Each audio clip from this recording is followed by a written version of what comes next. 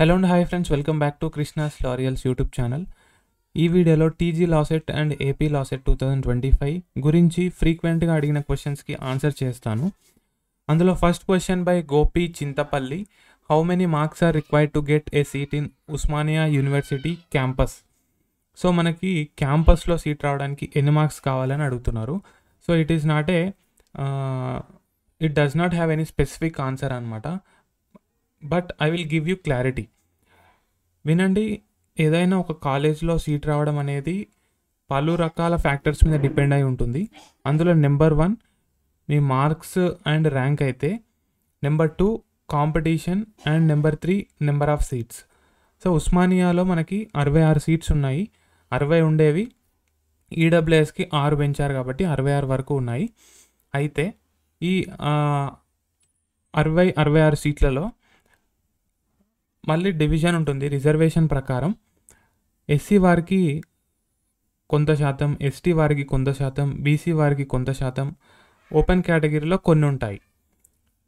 So ఇక్కడ number 4 key role play చేసేది మీ reservation అనమాట. సో ఇన్ని ఫ్యాక్టర్స్ మీద డిపెండ్ అయి ఉండి ఒకరికి ఒక కాలేజ్లో సీట్ వస్తుందా రాదా అనేది డిసైడ్ అవుతుంది. But on the top of the above మీరు టాప్ 10 ర్యాంక్స్లో ఉన్నట్లయితే definitely will get seat in whichever college you selected first place. మీరు ఫస్ట్ ప్లేస్లో ఉస్మానియా పెట్టుకుంటే మీకు ఉస్మానియానే వస్తుంది.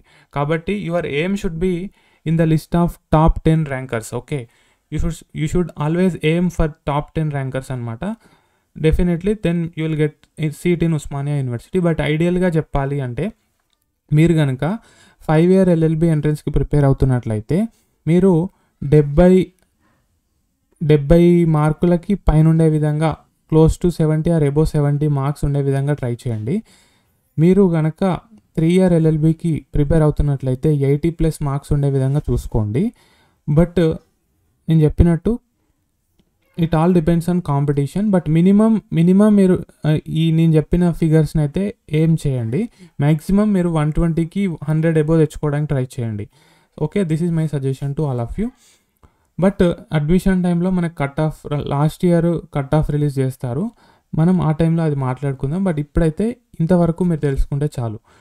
నెక్స్ట్ ఇదే క్వశ్చన్ చాలామంది అడిగారు. సో అందులో పూనగంటి ప్రసాద్ గారు ఉన్నారు, అదేవిధంగా శివజ్యోతి గారు కూడా ఉన్నారు. సో మీ అందరి క్వశ్చన్కి సమాధానం దొరికిందని ఆశిస్తున్నాను.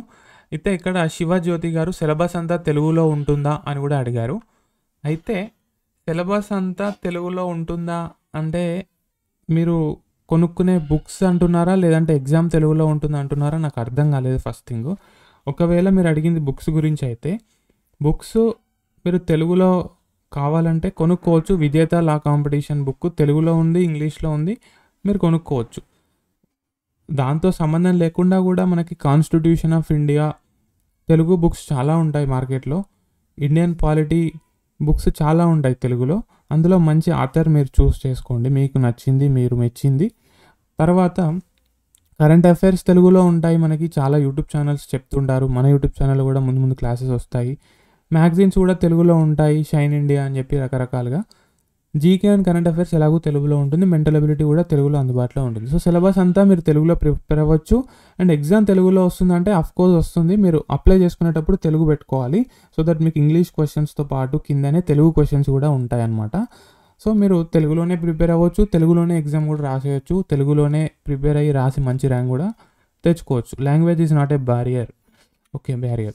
నెక్స్ట్ గాడ్ విల్ బ్లెస్ అడుగుతున్నారు, తెలంగాణ బార్ కౌన్సిల్ ఎన్రోల్మెంట్ చేయట్లేదు సార్ డిస్టెన్స్ డిగ్రీ స్టూడెంట్స్ని అంటున్నారు. సో డిస్టెన్స్ డిగ్రీ స్టూడెంట్స్ని ప్రస్తుతం తెలంగాణ బార్ కౌన్సిల్, అటు ఏపీ బార్ కౌన్సిల్ ఎన్రోల్ చేసుకోవట్లేదు. విద్యార్థుల్ని ఇరకాటంలో పెట్టేశారు. చాలామంది డిసప్పాయింట్ అయిపోయారు. ఈ ఇయర్ ఎన్రోల్మెంట్కి వెళ్ళి నిరాశతో వెనక్కి తిరిగి రావడం, it's very disappointing even to me also. అయితే ప్రజెంట్ మీరు తెలుసుకోవాల్సిన విషయం ఏంటంటే, ఎవరైతే డిస్టెన్స్లో డిగ్రీ పూర్తి చేశారో లేదా ఇంటర్ పూర్తి చేశారో వారు LLB అయితే చదవడానికి అర్హులు. కానీ చదివిన తర్వాత అడ్వకేట్గా ఎన్రోల్ అవ్వడానికి అనర్హులు. ప్రస్తుతం ఎన్రోల్ చేసుకోవట్లేదు, కానీ కొన్ని స్టేట్స్లో చేసుకుంటున్నారు. సో ఇప్పుడు తెలంగాణలో ఎన్రోల్ అవ్వని వారు ఏం చేస్తున్నారంటే వేరే స్టేట్లో ఎన్రోల్ చేసుకుంటున్నారు. అయితే ఇది ఒక క్లారిటీ లెస్ సిచ్యువేషన్ అనమాట. సో దీని మీద ఎటువంటి ఒక పాజిటివ్ జడ్జ్మెంట్ కానీ ఇంకా మనకేం రాలేదు, రావాలని ఆశిద్దాం. సో ఇది మాత్రం దృష్టిలో ఉంచుకోండి. చాలామంది స్టూడెంట్స్ ఏం చేశారంటే డిస్టెన్స్ డిగ్రీ కంప్లీట్ చేసుకొని ఎల్ఎల్బి చదువుకున్నారు.